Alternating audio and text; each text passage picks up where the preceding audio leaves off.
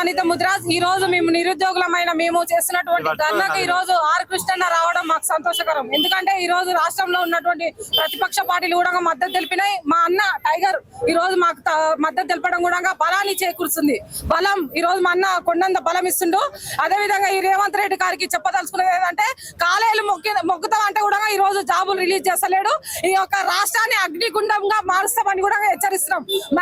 మాకు ఇచ్చిన మాట ప్రకారం ఆయన కుర్చీలో కూర్చోబెట్టినాం. ఈ రోజు ఆ మాటను తప్పి ఈ రోజు ఆయన కాంగ్రెస్ కు మద్దతు తెలుపుతుండే. అక్కడ రాహుల్ గాంధీ ఢిల్లీలో చేసినటువంటి సభకు అక్కడ వాళ్ళు నిరుద్యోగుల విద్యార్థులేక కనబడుతున్నారు. కానీ ఇక్కడ ఇంటోలమైనటువంటి మా మీద సవతి ప్రేమని చూపిస్తుంది. ఇక్కడ ఇంటోల బాధ్యత, ఇంటోల ఒక సమస్యను పరిష్కరించు ఫస్ట్, తర్వాత వాళ్ళకి చూసుకుందు. కానీ ఇక్కడ మాది పరిష్కరించదు. గాయకు ఎందుకు మద్దతు తెలుపుతున్నావు రాహుల్ గాంధీకి? అంటే ఇక్కడ మేము తెలంగాణ కోసం లేవా? ఒక పద్మ ప్రౌఢువి నువ్వు. ఈ రోజు మమ్మల్ని సావు అని అంటున్నావు. దీనికోసమా ఒక్కటే చెప్తున్నాం. ఈ యొక్క తెలంగాణ గడ్డకు కొట్టాటాడు కొత్త కాదు. కాశీ రజవి తుపాకులతోని ప్రజల మీదకి వస్తే తుపాకులకు ఎదురోడి కర్రలతోని మేము ఎదిరించినటువంటి వీరుల మేము తెలంగాణ గడ్డ జాతి మాది. ఈ రోజు మేము నిన్ను 1000 మంది రేవంత్ రెడ్డిలు వచ్చినా గానీ ఈ రోజు అడ్డుకోవడానికి రెడీగా ఉన్నాం. ఈ యొక్క 2 నెలలే నీ యొక్క పాలన. 2 నెలల తర్వాత నీ ఒక కాంగ్రెస్ అనేది సమాజ్ అయిపోతున్నాం. మళ్ళా ఉంటది కాంగ్రెస్. టైగర్ ఆర్ కృష్ణ గారికి ధన్యవాదాలు అన్న. మా బాధను చూసి ఇక్కడ ఎవరెస్ట్ శిల్షుల దగ్గరికి వచ్చినందుకు థ్యాంక్ యూ అన్న, థ్యాంక్స్ సో మచ్. దాంతో పాటు ఈ ప్లాట్ఫామ్ ఏర్పాటు చేసినటువంటి మోతిలాల్ నాయక్ అన్న గారికి ఒకసారి అందరు క్లాప్స్ కొట్టాలి. ఎందుకంటే అన్న దాదాపు 1 నెల రోజుల నుండి విద్యార్థుల సమస్యల పైన నిద్రపోకుండా అసలు తినకుండా మన కోసం కష్టపడుతున్నాడు. కాబట్టి మనం అందరం ఒక బాధ్యతగా మోతిలాల్ అన్నకు కూడా సపోర్ట్ గా ఉంటామని నేను మాటిస్తున్నా. ఎవరు సపోర్ట్ చేయకపోయినా ఎస్ఎఫ్పిసి అభ్యర్థుల నుండి నీకు సపోర్ట్ చేస్తానా. విషయం ఏంటంటే మన అందరికీ తెలుసు, సీఎం రేవంత్ రెడ్డి గారు మాట్లాడి నాకు గొంతు పోతుంది కానీ నువ్వు స్పందిస్తలేవు. ఎందుకయ్యా? అసలు మేమేమో శత్రువులమా? మేము పాకిస్తాన్ వాళ్ళమా? వేరే స్టేట్ వాళ్ళమా? చెప్పండి. మీరు నిన్న ఢిల్లీలో నీట్ పేపర్ లీక్ అయిందని మీరు నిన్న తెలంగాణలో రాష్ట్రంలో ఒకటి చేసిండ్రు. ఇదే దిల్సుఖ్నగర్ లో చౌరస్తాలో ఒక గత నెల రోజుల నుండి పోరాటాలు చేస్తుంటే మా పోరాటాలను మీరు అడ్డుకొని ఇదే నాగోల్ పోలీస్ స్టేషన్ కి తీసుకెళ్తుంటే మార్గ మధ్యలో మా పిల్లలకు దెబ్బలు తాకి గాయాలైతే మీరు స్పందించరా అడుగుతున్నా. ఫస్ట్ మన స్టేట్ లో పరిష్కారం చేయండి, తర్వాత ఢిల్లీ చూసుకుంటున్నాను మరి రాజధాని కానీ. మా బాధను చూసి మా శత్రువులు బాధపడుతున్నారు. సీఎం రేవంత్ రెడ్డి గారు మా బాధను చూసి పోలీస్ వ్యవస్థ బాధపడుతుంది. మా బాధను చూసి ఇంటెలిజెన్స్ వ్యవస్థ బాధపడుతుంది. మా బాధను చూసి ప్రతిపక్ష పార్టీలు బాధపడుతున్నారు. మా బాధను చూసి అంత పెద్ద స్థాయిలో ఉండి మీరెందుకు బాధపడట్లేదన్నా? ఎందుకు రావట్లేదు?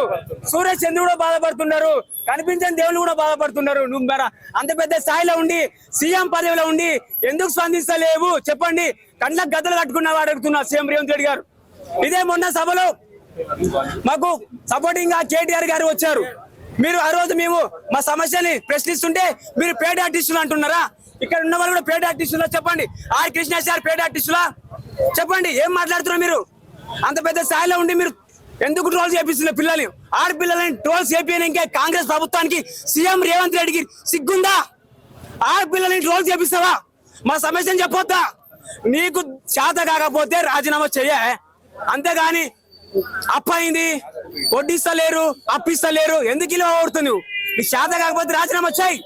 దమ్మున్న ప్రభుత్వం అధికారంలోకి వచ్చి అప్పు కట్టుకుంటాడు, నోటిఫికేషన్లు వేస్తాడు. కాబట్టి సీఎం రేవంత్ రెడ్డి గారికి రిక్వెస్ట్ చేస్తున్న 3 ప్రధాన డిమాండ్లు ఏంటంటే 19,000 పోస్టులు వెంటనే నింపాలి. 5,000 నోటిఫికేషన్లు వేస్తే మాత్రం తెలంగాణలో 10 లక్షల మందితోన విలన్ మార్చ్ అనే కార్యక్రమం నిర్వహిస్తాం. కాబట్టి 5,000 పోస్టులు రిటర్న్ తీసుకోండి, 19,000 పోస్టులు వేయండి. దాంతో పాటు జీవో నెంబర్ పార్ట్స్ రద్దు చేయండి. దాంతో పాటు ఏజ్ రిలాక్సేషన్ కానిస్టేబుల్ 36, ఎస్ఐకి 38 తక్షణం పెంచాలి. దాంతో పాటు మెగా డిఎస్సీ కూడా వేయాలి. వాళ్ళకు జంబో నోటిఫికేషన్ అని చెప్పి మీరు రూమ్లకు జంబో బిర్యానీ తెచ్చుకొని తింటున్నారు. ఇది న్యాయం కాదు. వాళ్ళకు అనుకున్న జంబో నోటిఫికేషన్ కంపల్సరీ వేయాలి. మీరు ఆల్రెడీ జంబో నోటిఫికేషన్ తిని కడుపు లావైనాయి.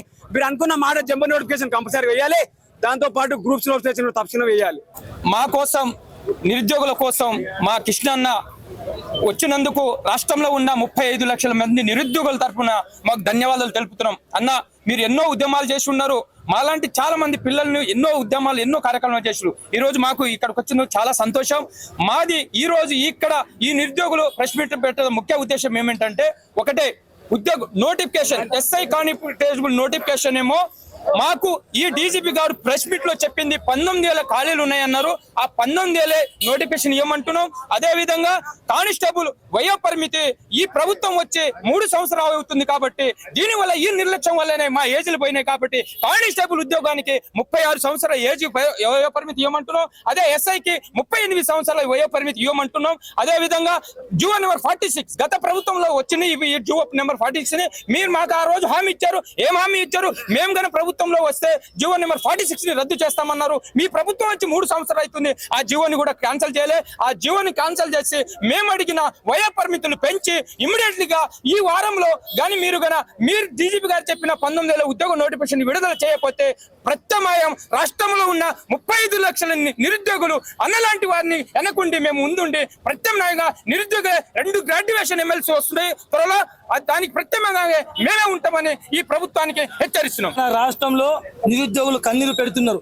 30 లక్షల మంది నిరుద్యోగులు కన్నీళ్లు పెడుతుంటే ఈ రేవంత్ రెడ్డి చదువుకున్నాడో చదువులేదో మాకైతే అర్థం కాలేదు. ఎందుకంటే 3 సంవత్సరాలుగా ఉద్యమాలు నడుపుతుంటే కన్నీళ్లు వస్తుంటే వారం రోజు స్నానం చేయకుండా కేవలం ఒకటే డ్రెస్ వారం రోజులు వేసుకుంటుంటే ఈ ముఖ్యమంత్రికి కనీసం జ్ఞానం ఉందా లేదో నాకైతే తెలుస్తలేదు. కాబట్టి 3 సంవత్సరాల నుంచి మెగా డిఎస్సి అంటే మెగా డిఎస్సి పైన గ్రూప్ 1 పైన గ్రూప్ 2 గ్రూప్ 3 గ్రూప్ 4 అనేక రకాలు చూస్తే 2 లక్షల చిల్లర ఉద్యోగ నోటిఫికేషన్లు ఖాళీగా ఉన్నాయి. మరి ఎందుకు ఈ సోయి ఉందా ఈ ముఖ్యమంత్రి మేము అడుగుతా ఉన్నాం. కాబట్టి ఇప్పటి నుంచి ఒక లెక్క ఇప్పటిదాకా ఒక లెక్క ఈ ఉద్యమాన్ని ఖచ్చితంగా ఉస్మానియా యూనివర్సిటీ నుంచి ఆర్టీసీ క్లాస్ నుంచి దిల్సుఖ్ నగర్ నుంచి మొత్తం లక్షలాది మంది నిరుద్యోగులతోటి ఈ రాష్ట్రాన్ని మొత్తం ఉక్కిరి బిక్కిరి చేసి ఈ రేవంత్ రెడ్డికి కనీసం నిద్ర కూడా పోనేమని చెప్పి మా వెంట పెద్దన్న టైగర్ ఉన్నాడని కూడా మరి మోతీలాల్ అన్న కూడా ఉన్నాడని చెప్పి మరొకసారి ముందుకెళ్లి 30 లక్షల మంది నిరుద్యోగులు కూడా ధైర్యాన్ని మేము నింపుతా ఉన్నాం.